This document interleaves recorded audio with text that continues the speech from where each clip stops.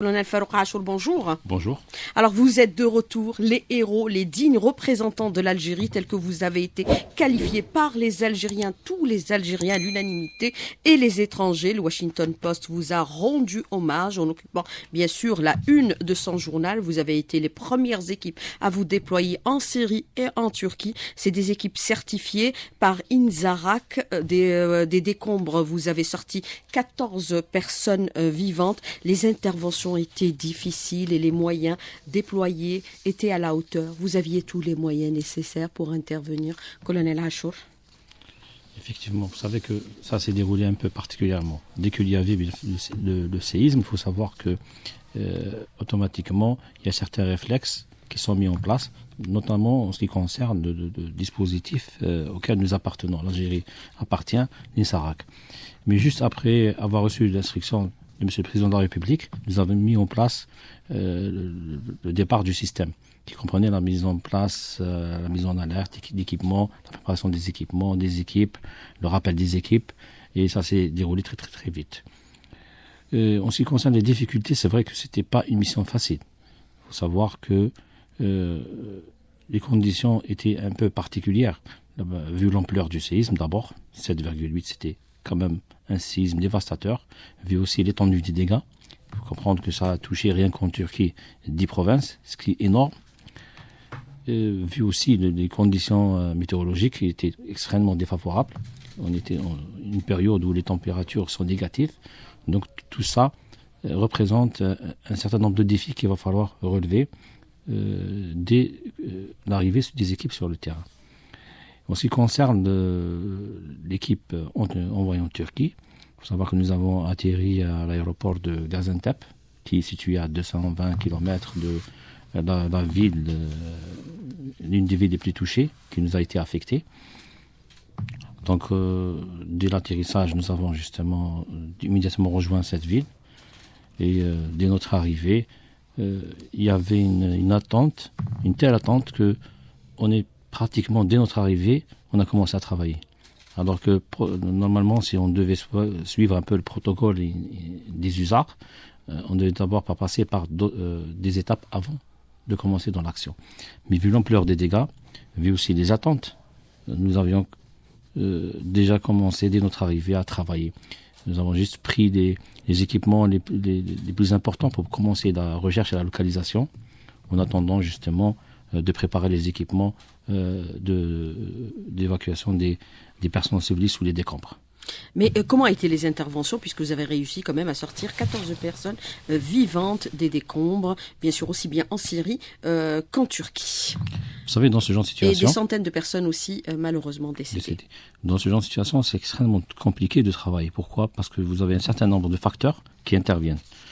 Vous avez le facteur temps, qui est primordial. Vous avez après... Quand vous faites votre reconnaissance, vous allez avoir une idée sur la topographie de la situation qui existe sur place.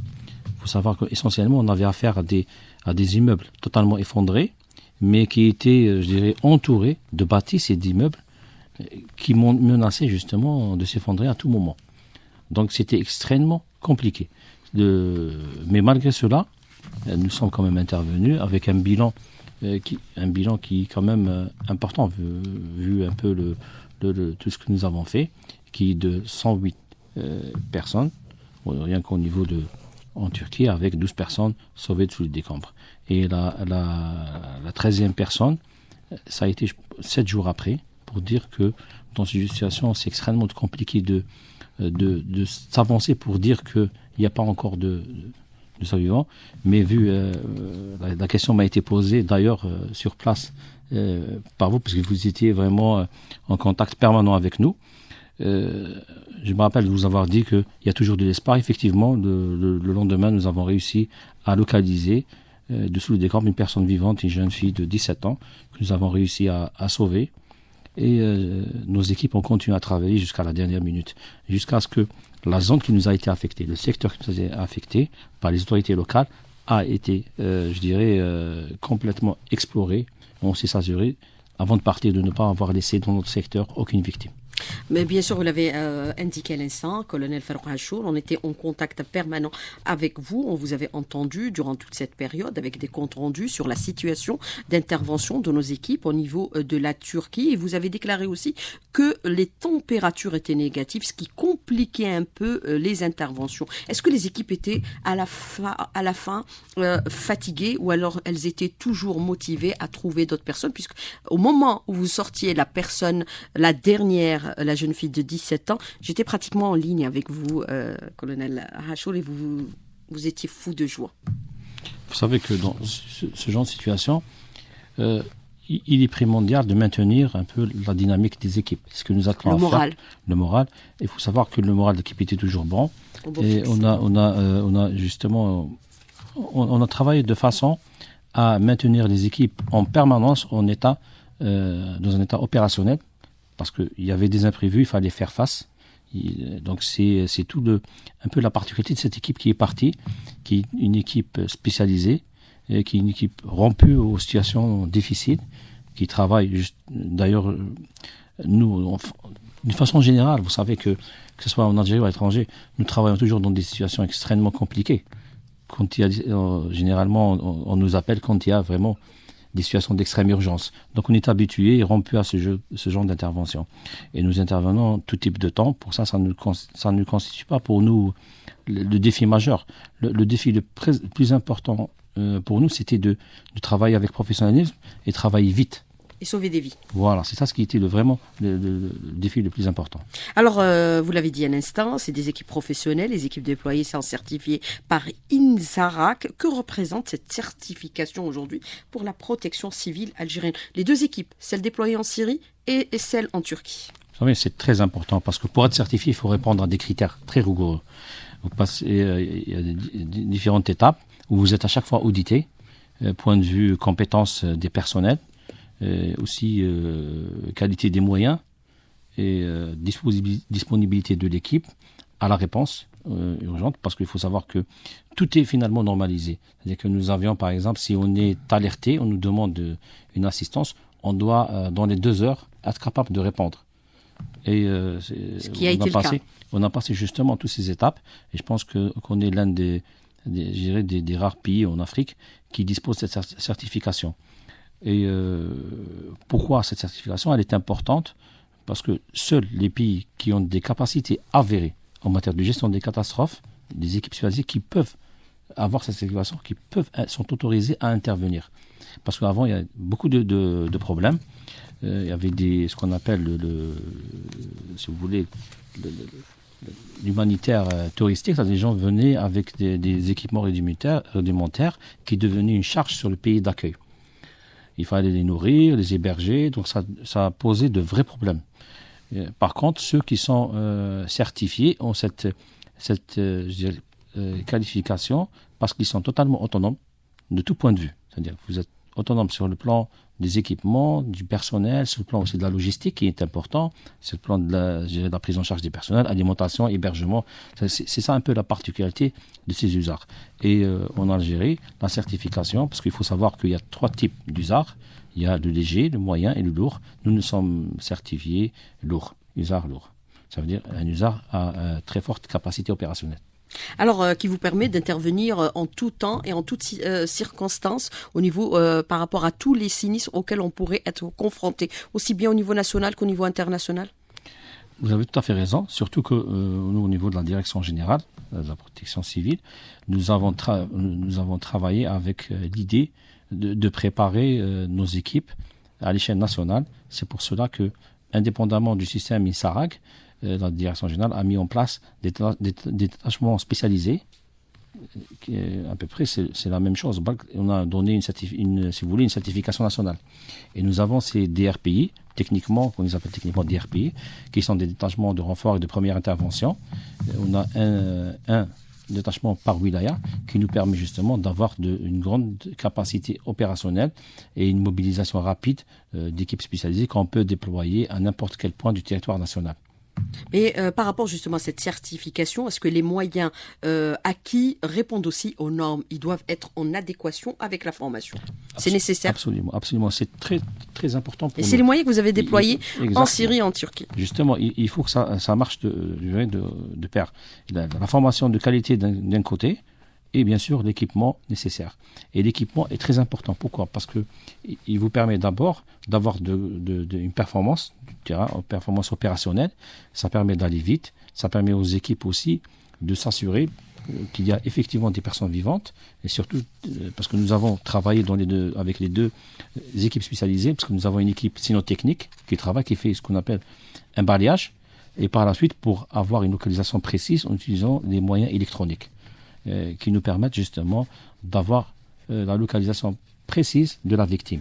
C'est ces moyens technologiques qui nous ont permis justement d'être très performants et d'arriver rapidement à trouver des personnes vivantes. Parce que quand vous avez un chantier de travail, vous avez plus d'une dizaine d'immeubles qui sont effondrés l'un à côté de l'autre, il va falloir, la priorité reste aux vivants. Donc il faut faire un balayage, trouver le maximum de personnes vivantes où il y a des signes de vie pour qu'on puisse travailler dessus pour les sauver rapidement. Parce que ces personnes-là, justement, attendent de vous qu'ils soient extraites sous les décombres sans être blessées. Ça, c'est tout aussi important.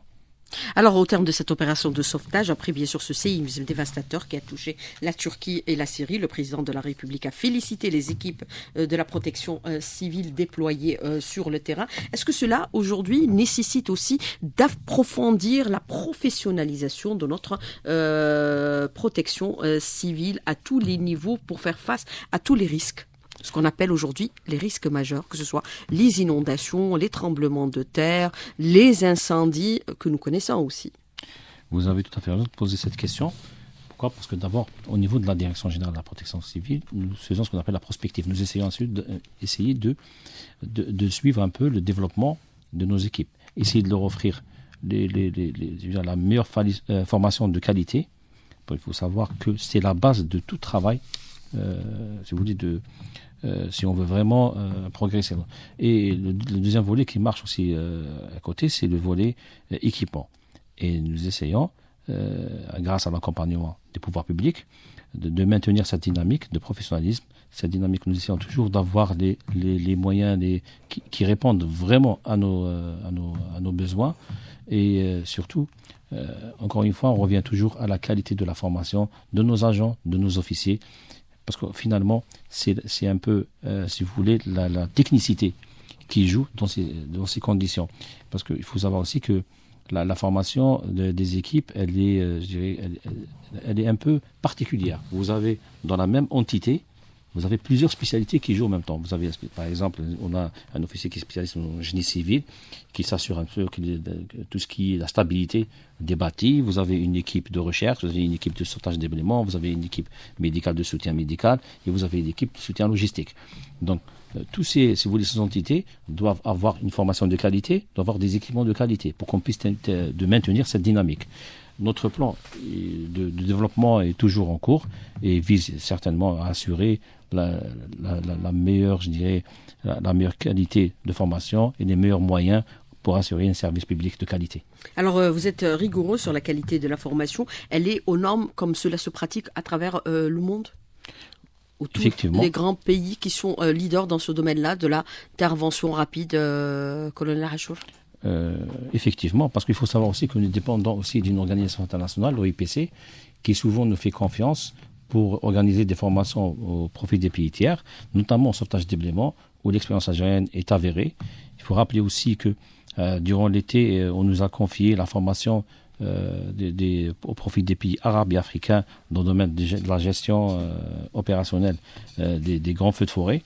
À chaque fois, justement, on est sollicité. Pourquoi? Parce que nous disposons d'outils de formation extrêmement performants, de moyens modernes, surtout de simulateurs qui nous permettent justement d'avoir des formations de qualité.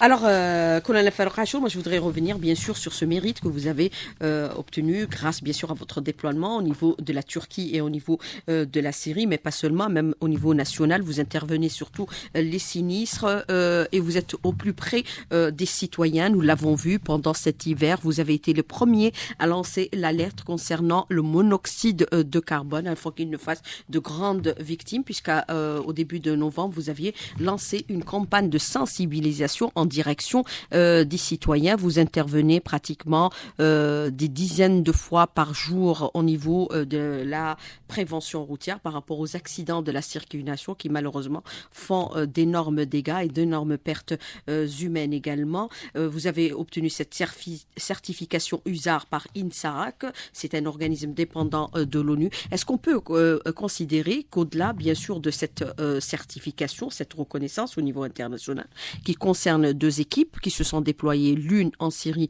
l'autre en Turquie, vous voulez certifier aussi d'autres équipes de la même façon, colonel Achour, avoir la même certification, reconnaissance, pour avoir plus d'équipes, c'est-à-dire certifiées INSARAC? Justement, c'est notre ambition.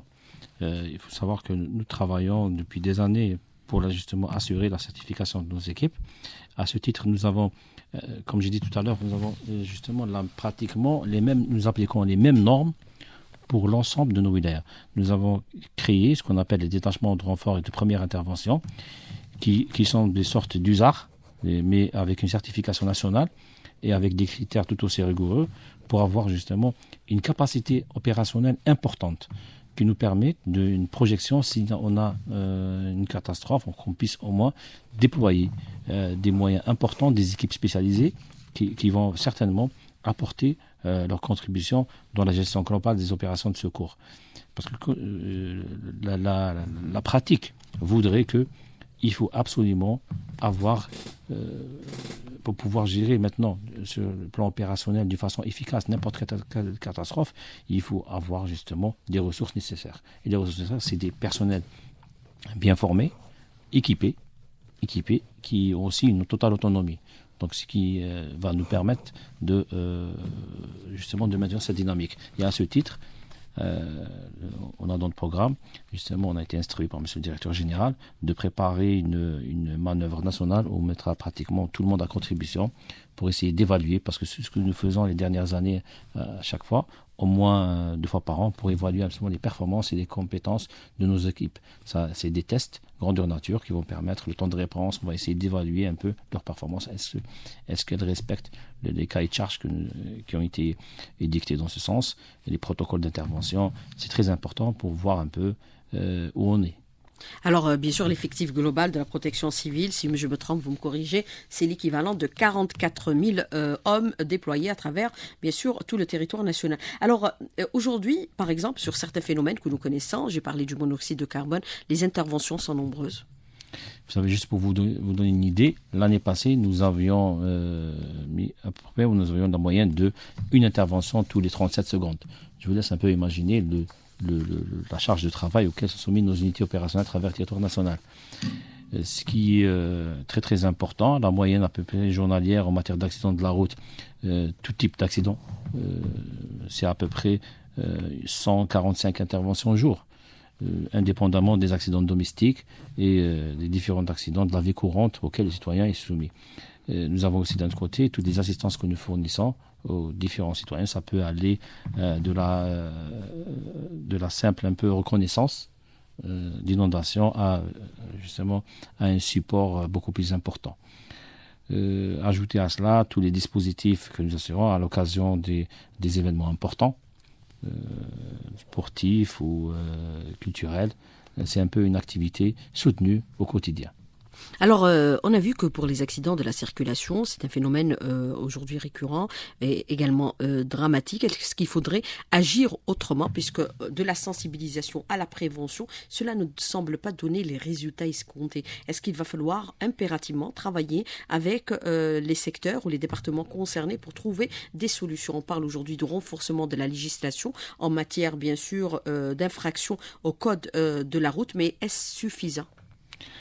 C'est vrai qu'il y a une réflexion qui est engagée. Il faut savoir qu'il y a la délégation nationale à la sécurité routière, auquel nous sommes un acteur très dynamique. nous faisons beaucoup de propositions, beaucoup de choses sont justement à l'étude.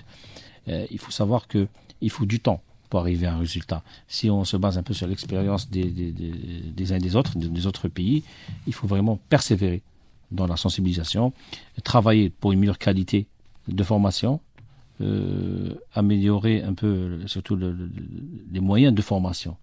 Il faut avoir maintenant, il faut avoir des simulateurs de conduite dans l'ensemble des auto-écoles. Ça permet aux citoyens d'avoir la capacité de conduite en tout temps. Il faut savoir que par exemple quand il pleut, le problème majeur un peu c'est la visibilité. Il faut savoir comment conduire, comment être vu et comment bien voir. Vous savez, c'est des techniques qu'on peut avoir. Une qualité de la formation est importante. Et vous avez d'un autre côté aussi, il faut travailler sur la législation, il faut renforcer un peu, il faut qu'à un moment donné, il y a des gens qui sont malheureusement qui posent problème sur les routes. Il faut savoir aussi qu'il faut d'un autre côté aussi travailler là-dessus. Et vous savez qu'en matière de sécurité routière, le plus important, c'est que chaque citoyen, en sortant de chez lui, doit se dire que je ne veux pas être victime d'un accident de la route par mon comportement, et je ne veux pas être aussi une cause d'accident, parce que quand on se comporte mal, généralement, on provoque des accidents. Donc il faut absolument travailler là-dessus. C'est ce qu'au niveau de la direction générale, de toute façon, nous renforçons nos actions de sensibilisation, mais également nous mettons en place un plan opérationnel. Nous avons mis en place beaucoup de postes de secours routier dans les endroits, dans les transports accidentogènes, pour répondre rapidement aux appels de secours. Et nous travaillons de concert avec toutes les institutions au sein de la délégation nationale pour essayer justement de trouver les bonnes solutions. Et je vous assure qu'un grand travail est en train de se faire en ce moment. Mais former sur les risques majeurs aujourd'hui, est-ce que ça devient une préoccupation majeure pour que cela ne puisse pas nous arriver? Assurer des formations à tous les niveaux pour des citoyens sur l'attitude à adopter en cas de sinistre, incendie, inondation, vous avez tout à fait raison, ou tremblement de terre. Vous savez que l'expérience de l'ensemble des événements liés au risque majeur montre que, quelles que soient les capacités de n'importe quel pays, le temps de réponse est important. Mais quand vous avez une population qui est formée, qui puisse prendre en charge les premiers instants en attendant l'arrivée des secours, ça permet d'éviter des aggravations des situations, ce qui pose problème par la suite, ce que nous avons constaté aussi lors de nos interventions en Turquie. Et la direction générale a lancé depuis 2010 un programme intitulé un secouriste par famille, qui vise justement à introduire au sein de nos familles cette culture de la prévention du risque. Si on parle des risques de la vie courante, je dirais que pratiquement 99% des accidents sont évitables. Donc si on a les bonnes connaissances, ce que nous sommes en train de faire.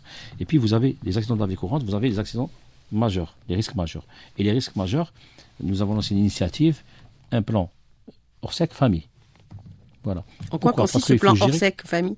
Pourquoi? Parce qu'il faut gérer le moment T0, le moment T0 au lieu de l'établissement. Vous savez que ça peut se passer en pleine journée, où la maman est au boulot, le papa est au boulot, les enfants sont à l'école, et vous avez le stress qui va être généré, il est énorme. Donc si on est organisé, si on sait à l'avance, on a un point de regroupement famille, ça déjà permet d'atténuer ce risque. Aussi avoir certains, si vous voulez, des comportements qui peuvent aider. Vous savez qu'il y a énormément de personnes, par exemple, qui ont des maladies chroniques. Il faut avoir ce qu'on appelle un sac de survie. Et le sac de survie, on doit avoir un minimum pour pouvoir tenir le temps de l'organisation générale des secours. Les premiers gestes à adopter, bien sûr, pour Voilà. sauver des vies. Mais vous parlez de cette formation de secouristes bénévoles au profit des citoyens, un plan Orsec famille. Combien vous en avez formé aujourd'hui, colonel Hachour? Nous sommes à 145 000 personnes formées. Dans divers domaines, c'est-à-dire par rapport aux divers sinistres auxquels on pourrait être confronté, puisqu'on a vu pendant, par exemple, les incendies de Tizi Ouzou et de Béjaïa, les citoyens se sont mobilisés aux côtés des services de la protection civile pour sauver des vies. C'est vrai que et maîtriser les feux aussi. Vous savez que c'est un peu une formation... Même au péril de leur vie. On donne une information, on donne un certain nombre de connaissances qui permettent justement d'assurer la sécurité. D'abord, on vise en premier lieu que chaque domicile devient un domicile sûr. Parce qu'on parle maintenant de monoxyde de carbone, alors que c'est un accident tout à fait évitable. C'est ce que nous essayons de travailler dans ce sens. Nos programmes visent à donner aux citoyens des capacités pour qu'ils puissent s'assurer, participer à sa sécurité et devenir un maillon fort de la chaîne des secours. Mais est-ce qu'il faut se doter aujourd'hui des moyens modernes pour éviter bien sûr le pire? On a vu que le président de la République a ordonné l'installation à travers tous les foyers des détecteurs de monoxyde de carbone, mais il faudrait aussi au niveau des domiciles avoir par exemple le réflexe d'avoir des extincteurs de feu par exemple, ou des détecteurs d'inondation. Vous savez que on essaye, vu l'ampleur de la tâche, nous avons un programme que nous essayons à chaque fois d'introduire une information supplémentaire. Et nous essayons de travailler, point de vue, si on parle réglementation, l'obligation d'avoir dans les nouveaux logements des détecteurs de monoxyde de carbone, mais aussi des détecteurs, c'est déjà prévu par la loi, détecteurs anti-incendie, qui sont tout aussi importants. Donc, vous savez que nous essayons un peu de toucher à tous les risques auquel est soumis le citoyen, que ce soit au niveau de son domicile, son lieu de travail ou lors du trajet. Vous vous rappelez, au début de la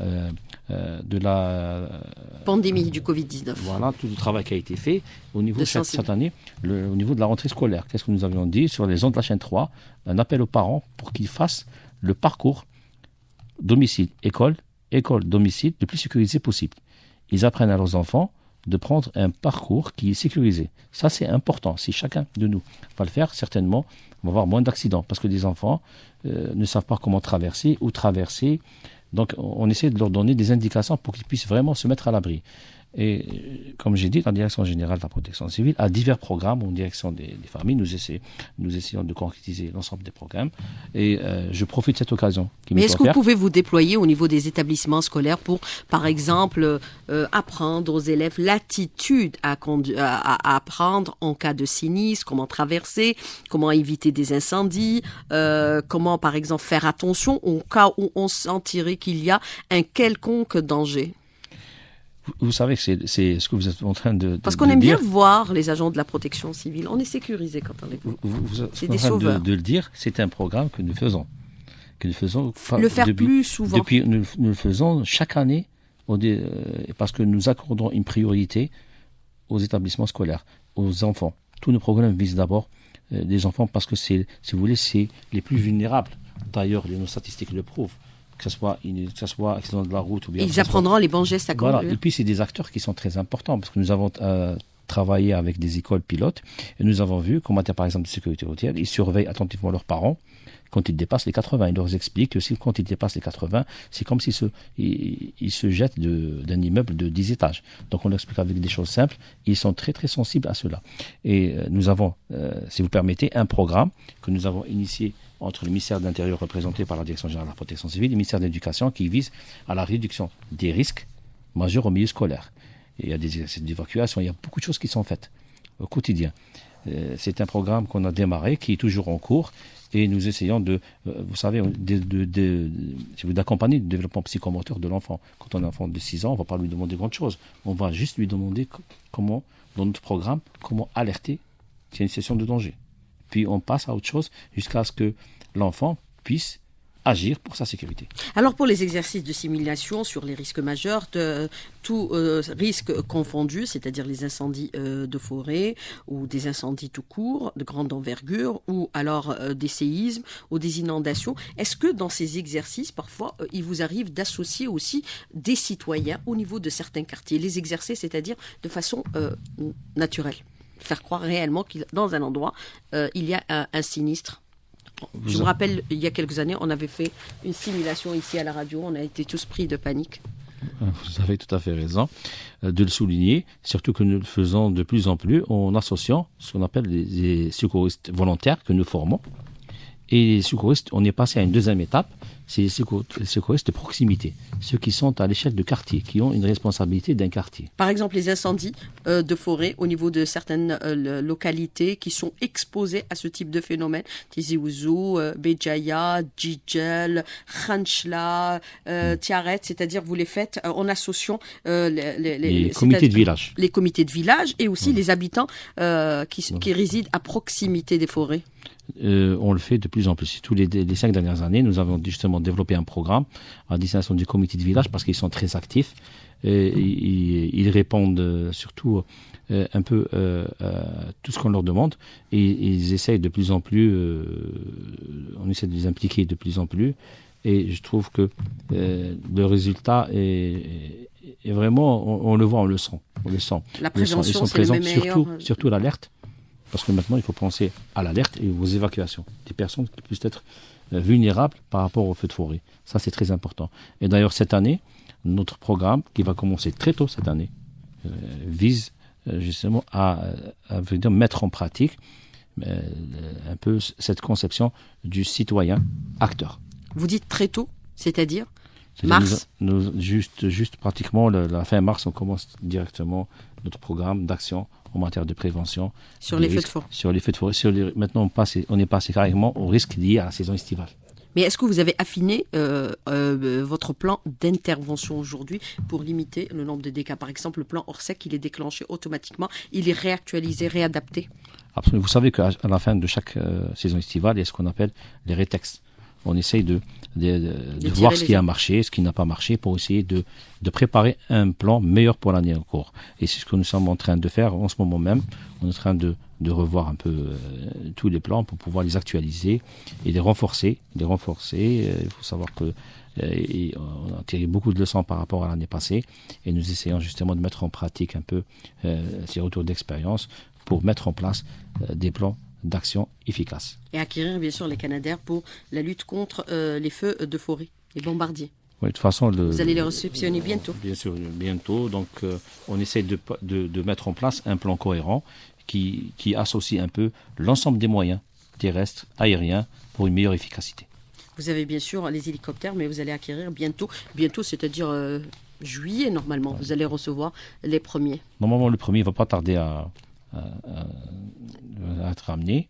Et justement, maintenant, on est en phase surtout de la phase préventive, c'est-à-dire tous les travaux nécessaires qu'il va falloir pour rendre nos forêts moins vulnérables. Et ça, je pense que c'est la phase la plus importante qu'il va falloir faire. Parce que plus on augmente la résilience de nos forêts, moins il va y avoir de feux de forêt. Mais est-ce que vous travaillez aussi avec les collectivités locales pour identifier les points d'eau, par exemple, pour assurer cette intervention aérienne? Vous savez que c'est un travail multisectoriel. Nous travaillons toujours avec les différents partenaires qui sont impliqués dans le dispositif de lutte contre les feux de forêt. Parce que si on veut avoir un résultat efficace, il faut travailler ensemble. Il faut, même quand un peu, chacun développe ses moyens, ses capacités, et met en commun l'ensemble des moyens pour avoir une réponse efficace face aux incendies de forêt. Alors, par rapport au séisme, est-ce que aujourd'hui, par exemple, il est nécessaire que même les collectivités locales puissent intervenir, parce que ça n'arrive pas qu'aux autres, ça nous est déjà arrivé. On a vécu, bien sûr, des sinistres similaires. Le dernier, c'était en 2003, que Dieu nous préserve, bien sûr, des tremblements de terre, sur la nécessité aujourd'hui c'est-à-dire de repérer ou d'identifier les faiblesses au niveau des habitations. Vous savez que beaucoup de choses ont été faites. Il faut savoir qu'en Algérie, depuis 2003, beaucoup de choses ont été faites. Beaucoup d'habitats qui étaient problématiques ont été éradiqués et remplacés. Et beaucoup de choses ont été développées dans ce sens. Et en matière de collectivité locale, le ministère de l'Intérieur, notre ministère de tutelle, a fait un énorme travail d'abord de sensibilisation, de formation au profit des collectivités locales à mieux gérer la problématique des risques majeurs.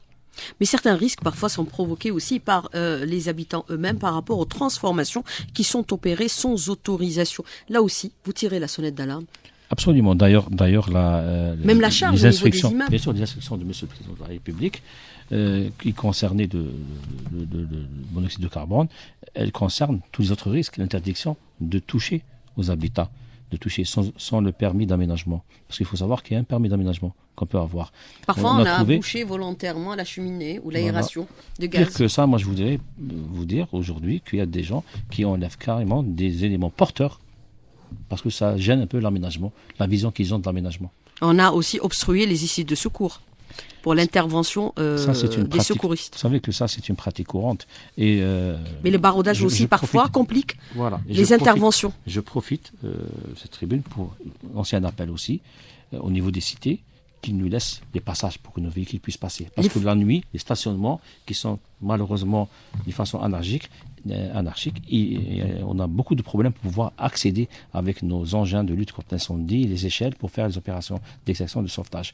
Alors il faut absolument penser à laisser des passages nécessaires pour que les véhicules puissent accéder à l'intérieur des cités, puissent intervenir. Ça, c'est très important pour nous. Il y a eu beaucoup de cas où on a été dans la difficulté de pouvoir accéder. Et les échelles, on en a besoin pour pouvoir faire des opérations d'évacuation des personnes qui sont piégées par les flammes. Et éviter aussi les baraudages parce que parfois on peut s'emprisonner soi-même et ça complique les interventions de la protection civile. Et aussi éviter bien sûr de rouler sur la bande d'arrêt d'urgence parce que quelqu'un au bout pourrait avoir besoin de secours et ça c'est des comportements un peu civiques. Alors je voudrais revenir avec vous, les issues de secours parfois dans des habitations, elles ont été complètement obstruées. Ça aussi, il faut revenir à ce principe-là impérativement. Colonel Farrachour. Vous avez tout à fait raison de souligner ce problème. Et parfois, on construit sans issue de secours. Voilà, c'est ça le problème. La problématique, c'est... Mais là, il faut votre homologation. Les issues de secours, malheureusement, les gens, il faut comprendre que si elles ont été faites, c'est qu'elles ont un rôle très, très important. Demain, ils pourront avoir besoin de ces issues de secours. Le fait de les, justement, encombrer, ça génère vraiment un grand problème. D'abord pour eux. Des fois, l'accès à la terrasse, c'est une issue de secours aussi. Bien sûr, les terrasses sont considérées justement comme des espaces de comme des espaces dans les plans d'évacuation, on prévoit aussi ce genre de situation. Donc les gens doivent prendre en considération les recommandations qui sont émises par nos services à l'effet qui visent essentiellement à leur sécurité. Quand on dit de ne pas encombrer des issues de secours, justement, c'est pour s'il y a un événement, pour qu'ils puissent s'en servir pour justement se mettre à l'abri. Ça, c'est très important de le souligner, encore une fois.